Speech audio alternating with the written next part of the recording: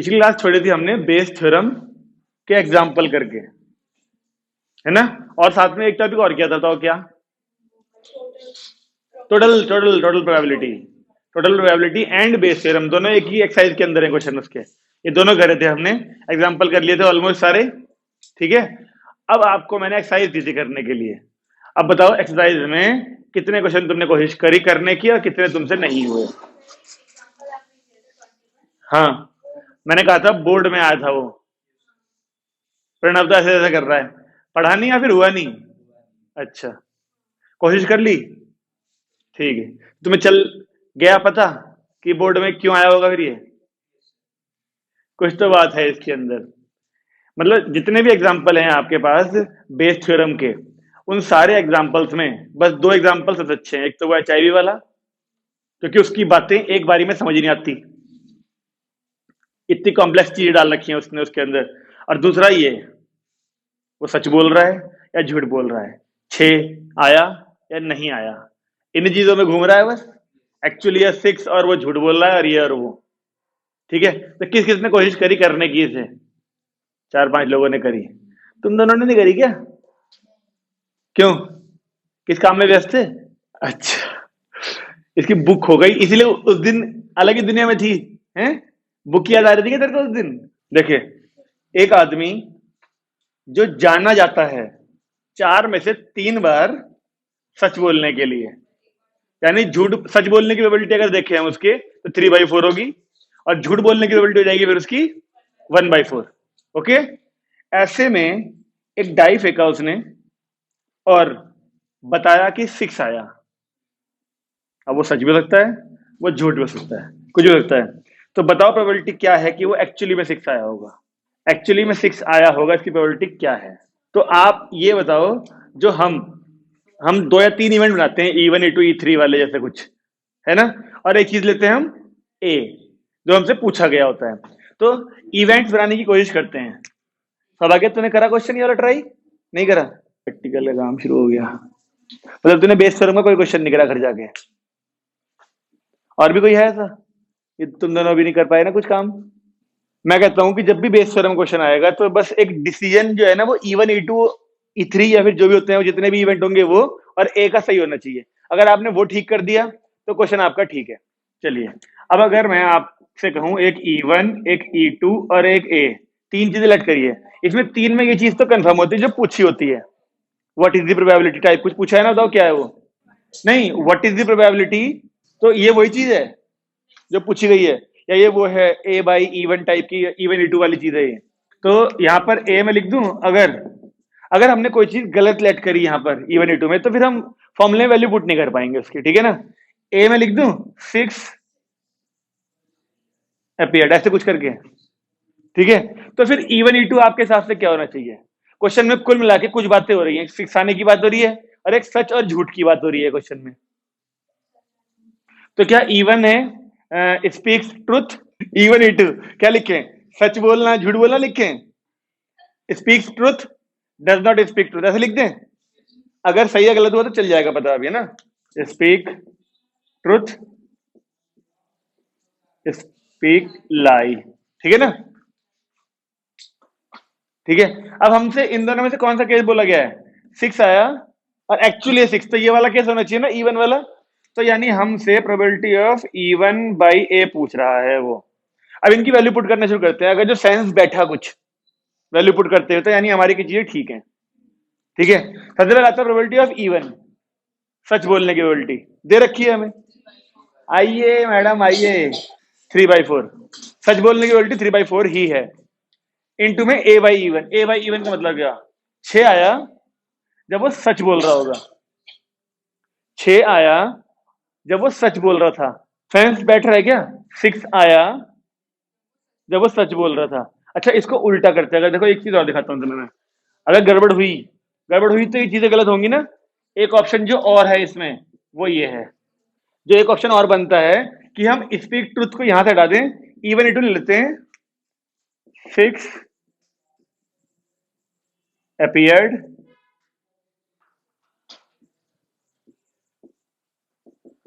does not appear, ठीक है। और ए स्पीक ट्रुथ। एक ऑप्शन ये बनता है, इन दोनों के अलावा कोई ऑप्शन नहीं है इसमें, इवन E2 वाले केस में, ठीक है। और यहां पर भी इस वक्त 6 आया और सच ये वाली चीज बोली है ना उसने। अब आप मैच करना दोनों में से ज्यादा सही कौन सी बात लग रही है। पहले क्या आएगा यहाँ पर, प्रोबेबिलिटी ऑफ इवन 6 आने की प्रोबेबिलिटी होती है इनटू, ठीक है। ए बाई इवन आएगा ना आगे, ए बाई इवन, यानी कि उसने सच बोला जबकि 6 आया हो। ये वाली चीज सही लग रही तुम्हें सुनने में, या फिर ये वाली 6 आया हो जब वो सच बोल रहा हो। दोनों में से ज्यादा फेवरेबल यानी ज्यादा सटीक कंडीशन कौन सी लग रही है सुनने में। कितने लोग कहते हैं ये वाली सही लग रही है कि उसने सच बोला, ए बाई इवन ना, सच बोला जबकि 6 आया था। 2 बच्चे कह रहे हैं सही लग रही है, 3 कह रहे हैं, 4 कह रहे हैं। दोबारा बोलो इस वाले को, ए बाई इवन 6 आया जबकि वो सच बोल रहा था। पढ़ लो क्वेश्चन, पढ़ लो एक बार, आपको मतलब यही तो मेन चीज है ना बोर्ड में आने के लिए क्वेश्चन की। कोई आया इस तरफ भी, सब उस तरफ ही है, बढ़े इस तरफ वाले कुछ, अब बढ़ गए। ए बाई इवन यानी कि वो सच बोल रहा था जबकि 6 आया, तो क्या प्रोबेबिलिटी होनी चाहिए, सच बोलने की लिखोगे या 6 आने की। 6 आने की तो आ चुकी है वैसे भी। क्वेश्चन में जैसे बोला ना, ही रिपोर्ट्स, या उसने बोला कि 6 आया, है ना। तो जब हम टोटल प्रोबेबिलिटी निकालते हैं तो टोटल प्रोबेबिलिटी में हम सारे केस गिन लेते थे। उन सारे केस में एक केस होगा 6 आया, एक केस होगा 6 नहीं आया। तो इवन E2 तो इसके ज्यादा बेहतर लग रहे हैं मुझे, इवन E2। इस वाले में नहीं लग रहे कि सच और झूठ वाले। तो अगर इवन E2 इसके सही है तो फिर ये वाला केस ठीक होना चाहिए। क्या कहा था आपने, कौन सा वाला सही है, यही वाला। हाँ, इसको ठीक कर लेते हैं, स्पीक ट्रुथ को। उसने बोला फाइंड द एक्चुअली 6, नहीं, हाँ वही जो पूछा है एक्चुअली 6 ना। देखो अब थोड़ा सा मतलब बदल जाएगा क्वेश्चन का। एक बार ऐसे पढ़ के देखते हैं क्वेश्चन को, पढ़ के ना इवन E2 इसके सूट कर रहे हैं बजाय इसके, ठीक है ना। तो अगर 6 आया और 6 नहीं आया, 2 केस क्वेश्चन में उसने बोला कि एक डाई फेंका, डाई फेंकने के बाद अगर वो कहता 6 आया, 4 आया, 3 आया, 2 आया, वो सारे भी तो E1 E2 E3 E4 बनते हुए बहुत सारे केस। अब उसने पूरे क्वेश्चन को 2 कैटेगरी में बांट दिया, 6 आया या फिर 6 नहीं आया वाला केस होगा, इसलिए इवन E2 ये सूट कर रहे हैं। और फिर एक को सच और झूठ के बदले, सच और झूठ के बदले उसने जो बोला है एक्चुअली 6, उसे वो लिख के देखो। अब मैच करते हैं चीज, देखो प्रोबेबिलिटी ऑफ इवन 6 आने की प्रोबेबिलिटी ठीक है ये। अब पढ़ के देखो, ए बाई इवन आएगा, एक्चुअली 6 अपीयर्ड, है ना, जबकि 6 आया हो। क्या इसकी प्रोबेबिलिटी 1 होनी चाहिए, सॉरी 1 नहीं, 3/4। 6 आया, 6 आया, है ना, उसने रिपोर्ट किया मतलब 6 आया, जबकि 6 आया था, यानी वो सच बोल रहा था एक तरह से। तो वो उसके सच बोलने की प्रोबेबिलिटी आएगी इस जगह पर। सोचने वाली बात है ना। देखो ए बाई इवन के अंदर उसने रिपोर्ट किया 6 आया, जबकि जो हो चुका है कि वो है 6 आया था, तो यानी वो सच बोल रहा है, जो उसने देखा वही उसने बताया। तो इसलिए यहां पर 1 ना लिख के, श्योर इवेंट ना लिख के, अगर ना सच बोलने की उल्टी ना दे रखी हो तो 1 ही लिखते हैं, 6 आया जबकि 6 था, तो यानी श्योर इवेंट 1। लेकिन अब यहां पर क्वेश्चन सच और झूठ से जोड़ना है हमको। तो यहां पर कि 6 आया और उसने 6 ही देखा था, तो सच बोल रहा था, यानी फिर वो 3/4। तो ये पहले वाली वैल्यू तो ऐसी आएगी। इसे देख लेते हैं लोग एक बार। E2 6 ना आने की प्रोबेबिलिटी होती है 5/6 इंटू ए बाई E2। उसने रिपोर्ट किया था कि 6 आया जबकि 6 नहीं आया, यानी वो झूठ बोल रहा है, और झूठ बोलने की उसकी प्रोबेबिलिटी 1/4 है। तो कुल मिला के अब चेक करो जहां सॉल्यूशन लिखा हुआ है, ये वाली भी सारी वैल्यू दिख रही है क्या हमको। तो ये वाला केस ठीक है, ये वाला फिट नहीं बैठ रहा, इसके इवन E2 उतने ज्यादा फिट नहीं बैठ रहे फॉर्मूले में पुट करने में जितने इसके बैठ रहे थे। ये क्वेश्चन इसीलिए अच्छा है क्योंकि इसमें कुछ चीजें डायरेक्टली गिवन नहीं है, किनको E1 मानना है, किसको E2 मानना है। और जो ये वाली वैल्यू 3/4 पुट की, ये तो कतई भी नहीं चलती बता कि 3/4 आनी चाहिए, एक्चुअली में 6 आया जबकि 6 आया था। यानी वो सच बोल रहा है। तो सच बोलने वाली चीज को इस तरीके करना है एडजस्ट। मैडम पिछली क्लास में कहा थी आप, मतलब यहां पर वो लैंग्वेज आनी चाहिए इन सब जगह पर जिनको पढ़ के ना आप तुरंत वैल्यू आराम से पुट कर पाओ।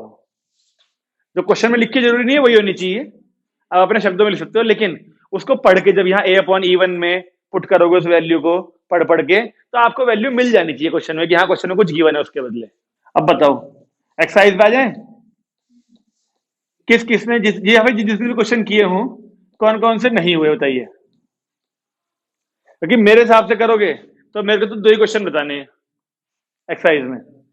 जिसने भी किताब खोली होगी उससे वो HIV जैसा क्वेश्चन दिख गया था 5वां, बिल्कुल सेम तरह का क्वेश्चन है, तरह का, बस वहां बीमारी का नाम मेंशन नहीं है। किरण को स्कूल में समझ में आया था टॉपिक ये वाला? वीडियो डली नहीं ना अब तक शायद इसकी? प्रोबेबिलिटी की मेरे ख्याल से डली लगता नहीं, डली होगी, मुझे टाइम नहीं मिला था। पिछली वाली क्लास की डली नहीं शायद अभी। हाँ तो इसकी आज डालूंगा दोनों की, मतलब इकट्ठी करके, जिसके रह गए होंगे वो डाउट अपने आप कर लेना क्लियर। ठीक है, अगर मेरे हिसाब से देखो, ठीक है ना, तो पहला क्वेश्चन तो हम पहले कर चुके थे क्योंकि वो टोटल प्रोबेबिलिटी का है।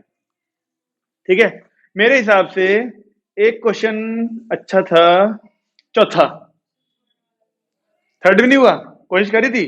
ठीक है चलो, कुल मिला के थर्ड और फोर्थ दोनों करने पड़ेंगे। मतलब जल्दी से पढ़ लीजिए थर्ड वाला एक बार। मेन पॉइंट होने चाहिए E1 E2 E3 E4 जो ऐड करने हैं और ए। पढ़ के देखिए, थर्ड वाले में कह रहा है स्टूडेंट्स हैं कुछ कॉलेज के 60% जो है वो हॉस्टल के हैं और 40% डे स्कॉलर्स। ओके, अरे मैडम थोड़ा किताब बीच में कर लो, भी देख लेगी। 60% हॉस्टल वाले हैं, 40% डेली आने जाने वाले। ठीक है, अब पिछले नतीजे ये बताते हैं कि 30% है ना ऑफ ऑल स्टूडेंट्स जो कि हॉस्टल में रहते हैं उनके ग्रेड A आते हैं। ठीक है, और 20% जो डे स्कॉलर्स हैं उनके ग्रेड A आते हैं किसी एग्जाम में। अब बताओ ऐसे में साल के अंत में एक स्टूडेंट सिलेक्ट करा गया रैंडमली और उसका ग्रेड A था, ग्रेड A था, केवल इतना ही पूछा होता ना तो टोटल प्रोबेबिलिटी का क्वेश्चन बन जाता फिर वो। लेकिन अब बोल दिया ग्रेड A में भी, कौन से वाले पूछ लिया? हॉस्टल वाला। तो आपको चल रहा है पता कि E1 और E2 और A क्या होना चाहिए? A तो होना चाहिए ग्रेड A। अब ये दोनों A मजा नहीं आने का फिर। हाँ इसको स्मॉल A कर दो या तो लो, उसे तो नहीं कर सकते स्मॉल A इसे नीचे नहीं कर सकते कुछ भी, इसे ही करोगे जो करोगे बस, ये तो क्वेश्चन में गिवन है ना। अच्छा तो ये E1 E2 क्या होने चाहिए? हॉस्टलर्स और डे स्कॉलर्स। स्पेलिंग गलत हो जाए तो कर लेना एडजस्ट। ठीक है जी, अब इनमें से कौन सी पूछी है हमसे पहले? हॉस्टलर्स। तो E1 by small A, value डालना शुरू करें। सबसे पहले प्रोबेबिलिटी आएगी E1 की, हॉस्टलर्स कितने हैं? 60%, तो 60 बाई 100 इनटू, अब आएगा A by E1। Grade A आया हो जबकि वो हॉस्टलर्स हो, 30% दे रखे हैं हॉस्टलर्स जैसे, 20 तो वो है डे स्कॉलर्स, चेक कर। ठीक है ना, अब अपॉन में आएगा, पहले ये वाली वैल्यू आएंगी ना अपॉन में, तो E1 वाला केस प्लस, और क्या आएगा भैया अपॉन में? E2। डे स्कॉलर टोटल कितने हैं? 40% शायद, 60 हॉस्टल वाले थे तो 40 डे स्कॉलर्स हो गए, 2 ऑप्शन होते हैं बस कॉलेज में। ठीक है, A by E2, grade A आया हो जबकि वो डे स्कॉलर्स हो, ये भी दे रखा है 20%। किसका नहीं हुआ था थर्ड वाला? अब समझ में आ गया? कुछ भी नहीं है क्वेश्चन में। फोर्थ पढ़ो, फोर्थ वाले में कहता है MCQ है किसी टेस्ट में, अब बच्चा या तो आंसर पता होगा बच्चे को या फिर वो तुक्का मारेगा, ये होता है ना MCQ में, या तो पता होगा या फिर तुक्का मारेगा, 2 ऑप्शन हो गए। ठीक है, 3/4 होगी प्रोबेबिलिटी किस चीज की? कि उसे आंसर पता है, और 1/4 होगी तुक्का मारने की। ओके, अब ऐसे केस में एक स्टूडेंट को सिलेक्ट करा गया, नहीं एक चीज और दे रखी है, assuming that a student who guesses at the answer will be correct with probability 1/4, जो गैस कर रहा है और सही हो जाए उसका आंसर, वो 1/4 दे रखी है। एक बात पूछूं, जो गैस कर रहा है और उसका आंसर सही हो जाए उसकी प्रोबेबिलिटी 1/4 है, गैस करके सही आंसर होने की। जिसे पता हो उसके सही होने का आंसर की प्रोबेबिलिटी क्या होगी, वो देने रखी इसके अंदर।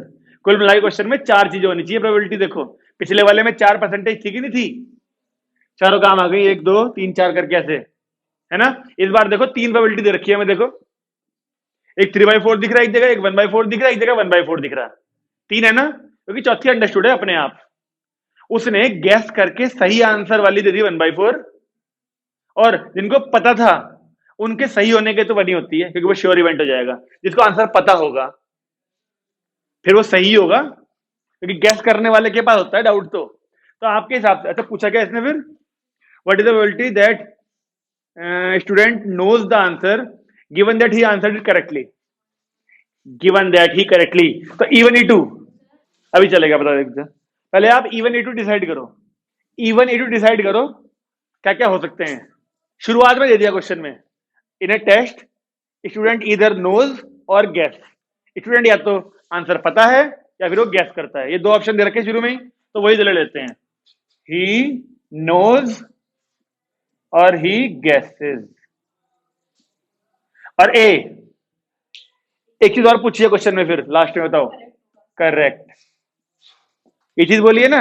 अब बताओ कौन सा केस पूछा है यहां पर, करेक्ट के साथ नोज वाला या करेक्ट के साथ गैस वाला पूछा है, नोज वाला, यानी इवन, यानी ये ठीक लिखा है ये। वैल्यू पुट करते हैं मैडम, अभी चलेगा, बता रिया मैडम। देखो इवन, सबसे पहले इवन, ही नोज, दोनों चीज दे रखी है मैडम क्वेश्चन में। शुरुआत में दे रखा है probability of event in a test student इधर नोज और गैसेस, जब उसको पता होने की 3/4 दे रखी है, ठीक है ना, यानी ये बच्चा इतना भी ज्यादा वो नहीं है expert. He knows the answer की प्रोबेबिलिटी भी 3/4 है, यानी कि 4 बार उसे आंसर पता होंगे तो उनमें से 3 ही बार ठीक होता है, वो एक बार गलत हो जाता है। 3/4 का मतलब क्या है, 4 में से एक गलत कर देता है वो, यानी ये बच्चा एक्स्ट्रा ऑर्डिनरी टाइप का नहीं है, एक आम बच्चा है। लो जी 3/4 इवन की प्रोबेबिलिटी। आगे क्या आता है, इवन बाई आता है, लिखा हुआ ए बाई इवन, यानी कि वो सही है। इसकी प्रोबेबिलिटी बताओ जब वो जानता है, जब वो जानता है फिर तो सही होने की बनी होनी है। सही है जी।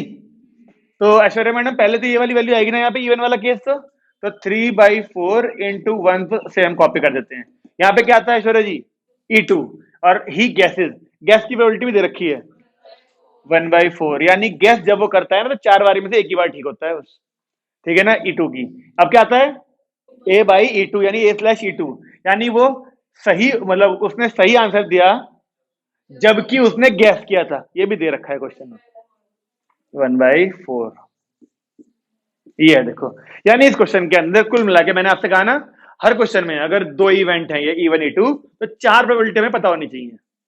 इस क्वेश्चन में 4 में से 3 दे रखी थी हमें, एक हमारे लिए छोड़ दी कि जब उसने करेक्ट आंसर दिया जबकि उसे पता था, ये अंडरस्टूड वाली चीज हो गई 1। ओके, अगला देखें। मेरे ख्याल से 3rd 4th के बाद 10th और 12th है बढ़िया मेरे हिसाब से, जो मुझे कराने थे बस 10th और 12th।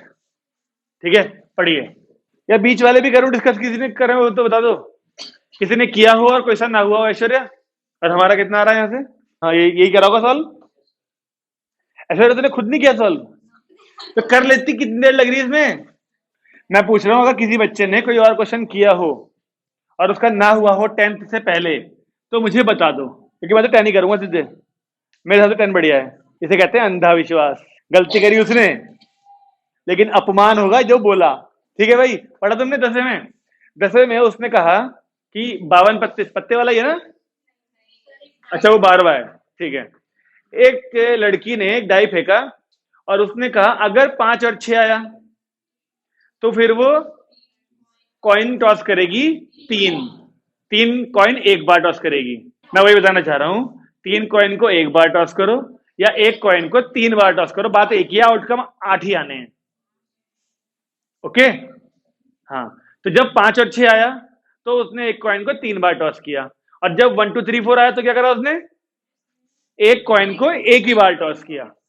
तो मैं इसको बना दूं पहले ना, ताकि हमें, ये किस तरह का क्वेश्चन है, इसका सैंपल इफेक्ट कैसे बनेगा बताओगे, वो बताओ मुझे, सैंपल इफेक्ट कैसे बनेगा, ट्री वाला है ना, तो मैं बनाऊंगा, बनाता हूँ। अगर तुम्हें लगता है जरूरत पड़ेगी तुम्हें तो बना लेना, ताकि हमें वैल्यू पुट करने में आसानी रहेगी थोड़ी सी ना। फिर मैं बना देता हूँ। पहले क्या करा था उसने? एक डाइस फेंका पहले, 1 2 3 4 5 6। अब बताओ, ये वाली कैटेगरी अलग कर दी और ये पूरी अलग कर दी उसने। इस पूरे के टाइम पे एक कॉइन फेंका ना, यानी हेड टेल। और इस वाले में एक कॉइन को 3 बार फेंका, तो 1 2 3 4 5 6 7 8 आउट बना सकता नहीं है छोटी जगह में 8 आउटकम में। लेकिन हाँ, इस वाले में चाहे 5 आया हो तो 8, चाहे 6 आया हो तो 8 बार। ये तो बोला उसने, चाहे 5 आए तब भी वो उसने एक कॉइन को 3 बार उछाला होगा, 6 आए तब भी उसने ये काम किया होगा। सगुन भाई ठीक है? तो जरा ये बताइए, क्वेश्चन को किन दो कैटेगरी में बांटना चाहेंगे आप? इवन E2 वही होती है ना कैटेगरी, बताइए। हेड टेल में, या फिर 5 और 6 अपीयर्ड, और ये दोनों कैटेगरीज में हम करेंगे, क्योंकि उसने क्वेश्चन में शुरू में यही करा है। ए बता दो फिर क्या है, क्या पूछा उसने बाद में? Exactly 1 head. चलिए वैल्यू पुट करते हैं, चल जाएगा पता सही है या गलत है। ठीक है जी। पहले क्या आता है? Probability of even. यहां पे कौन सा पूछा है बताओ जरा? 1 2 3 4, यानी E2 वाला केस है ये। ठीक है जी।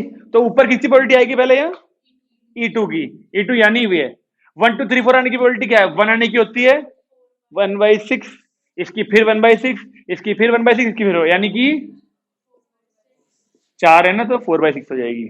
ठीक है। अब आता है A/E2, यानी कि एग्जैक्टली 1 हेड वाला केस हो जबकि ये फेंका हो। तो ये वाला केस है, ये रे एग्जैक्टली 1 हेड। एक ही केस तो है, 1 1/2 ओनली, काफी है A/E2। फिर हाँ, तो इनकी सबकी आपस में थी 1/6, और उस हेड की होगी 1/2, यानी 1/12 तो आएगा। ठीक है, नीचे आओ चलो, अभी चल जाएगा पता। अरे ये नहीं आएगा यहाँ ना। इवन वाला केस लिखो यहाँ पे, इवन 5 और 6 में 2/6, और A/E1। एग्जैक्टली 1 हेड वाले केस कितने होते हैं? जब ये हो, यानी 3 बार फेंका होगा। इसमें 8 आउटकम्स में से कितने होते हैं जिनमें केवल एक ही हेड होता है?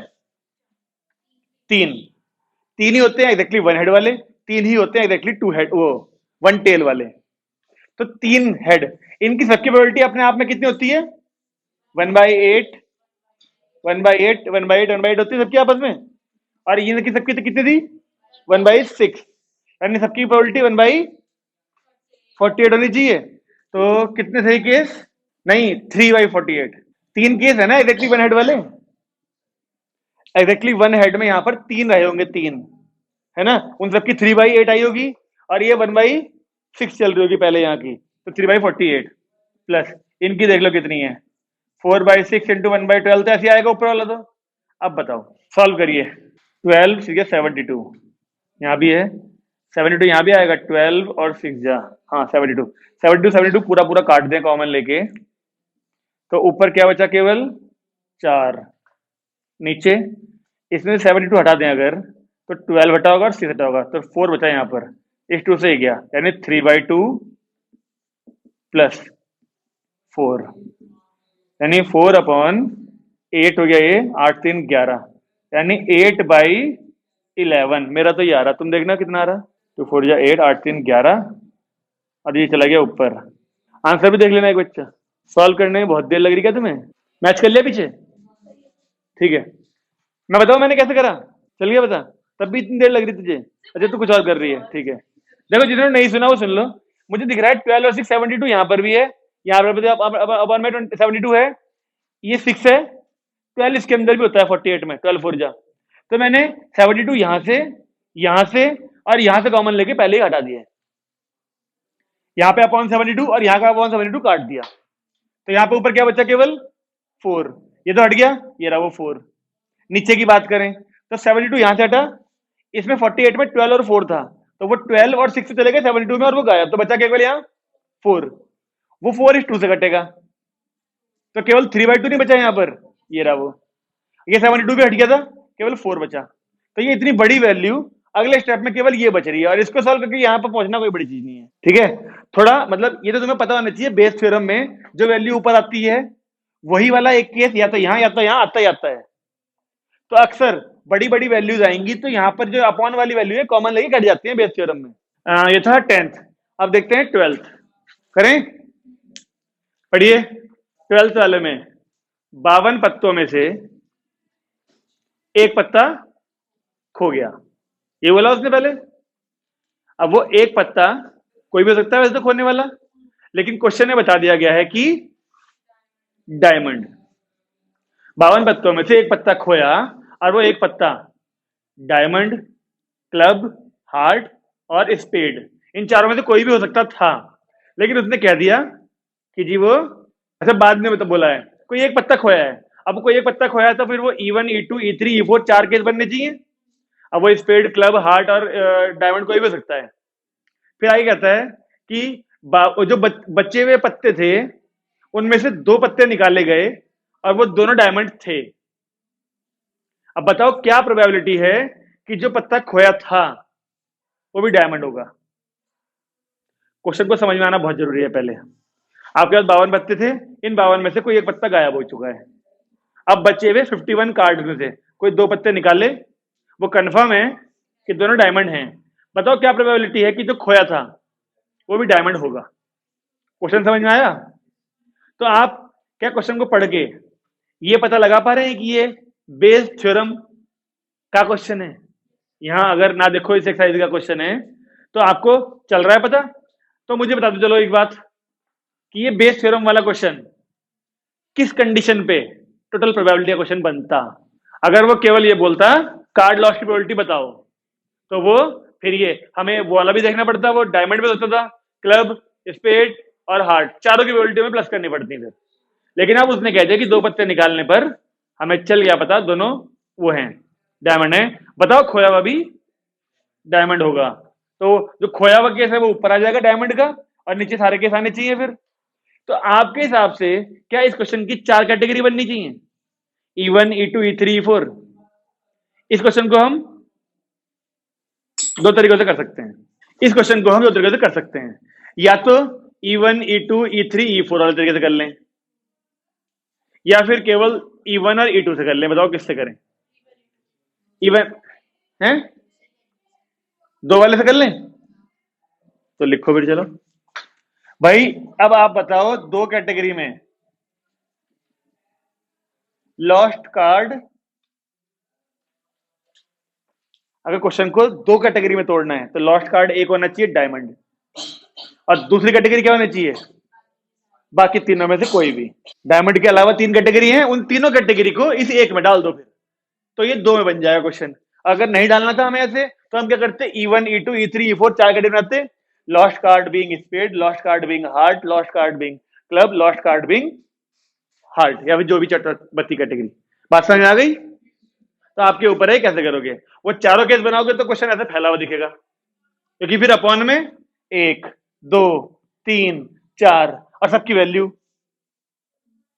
पुट करनी पड़ेगी, टाइम भी लगेगा।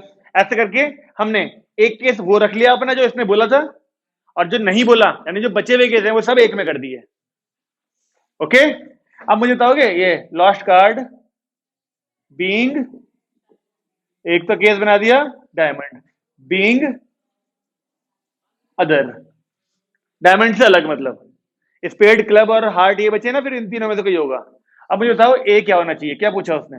राजा रानी भी तो स्पेड, क्लब, हार्ट और डायमंड के ही होते हैं। राजा रानी के ऊपर अलग अलग निशान नहीं दिखते थे जो बने हुए। राजा किसे कहती है वैसे तू? राजा की डेफिनेशन बता दे जरा। बादशाह को बोलती है किंग, किंग को ही तो बोलते हैं राजा। तो किंग 4 नहीं होते ताश के पत्तों में? ताश के पत्तों में कोई जानकारी नहीं है, तो फिर ये क्वेश्चन कैसे करेगी? हमने E1 E2 बना लिया हिसाब कि वो एक डायमंड खोया था, एक या फिर कोई और खोया होगा। तो ए बताओ क्या बोला क्वेश्चन में? कुछ और भी तो पूछा होगा, फाइंड द प्रोबेबिलिटी वाली चीज। वो तो ये हो गया ना even, what is the probability. Question में कुछ और भी बोला है, नहीं बोला लॉस्ट कार्ड के अलावा? तो यही तो बोला 2 डायमंड। बात बात में एक ही बात बता देगा, लिख दिया भाई, वो तो लास्ट डायमंड था। जो एक बात और बोली उसको तो छेड़ दो क्वेश्चन में।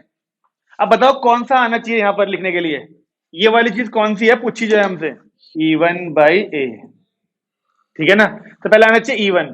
डायमंड खोने की प्रोबेबिलिटी कितने होते हैं डायमंड, 13।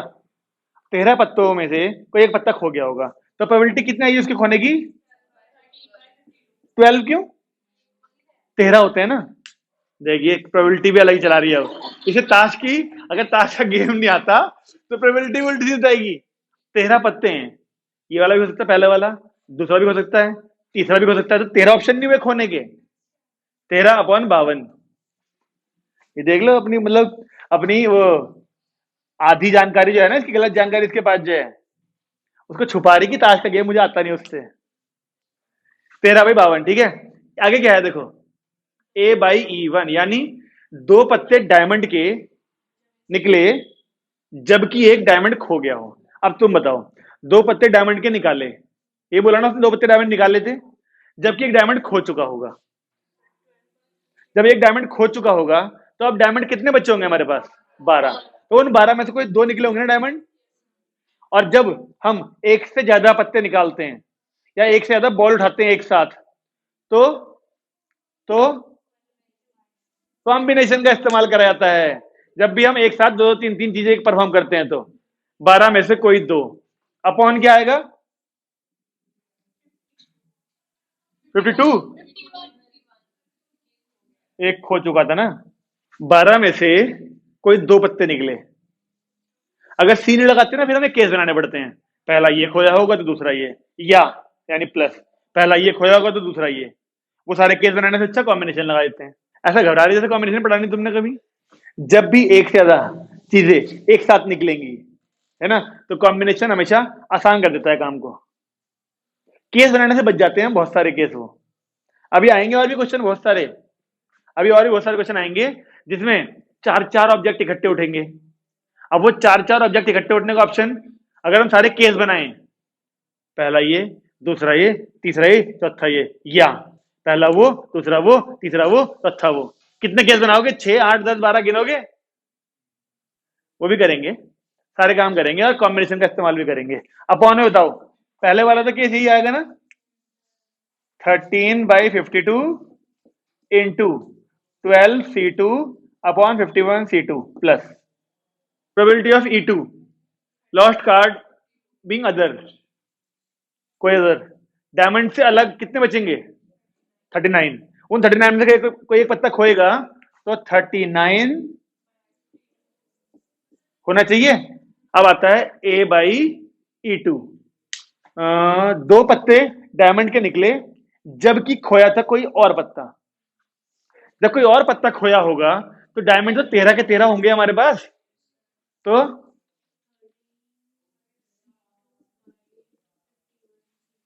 ये समझ में आया कि जो हमने इसको अलग अलग बनाया केसेस को, मतलब सारे केस जोड़ दिए ना इसके अंदर हमने, उसकी वजह से यहां पे अंतर आ गया 39/52 में। इस पे कोई खास अंतर नहीं आया। दो पत्ते डायमंड के निकले जबकि खोया था वो कोई और पत्ता था। जब कोई और पत्ता खोया होगा तो डायमंड अभी भी हमारे पास 13 होंगे, तो उन 13 में से कोई दो निकले, अपॉन टोटल कितने थे, 51 अब, और उनमें से कोई दो पत्ते। ठीक है, अगर मैं आपसे कहूं इसे जल्दी जल्दी सॉल्व करो, तो 51C2 51C2 51C2 कॉमन लेके काट दोगे, ये हटा दूं, ये और 12C2 नहीं कटेगा, 52 52 और 52 भी कट जाएगा कॉमन लेके। देखो फ्रैक्शन पूरा साफ हो गया दोनों ऊपर नीचे दोनों जगह से। और देखो 13 यहाँ है, 13 यहाँ है, हाँ 13 यहाँ, 13 यहाँ, और 39 के अंदर भी 13 होता है, तो कुल मिला के बचा क्या, ये हट गया, यहाँ बचा है 12C2 ऊपर, यहाँ 13 हट गया, ये बचा है 12C2 प्लस यहाँ 39 के अंदर एक 3 बचा है इंटू 13C2, ये पूरी बड़ी सी वैल्यू इतना बची है बस।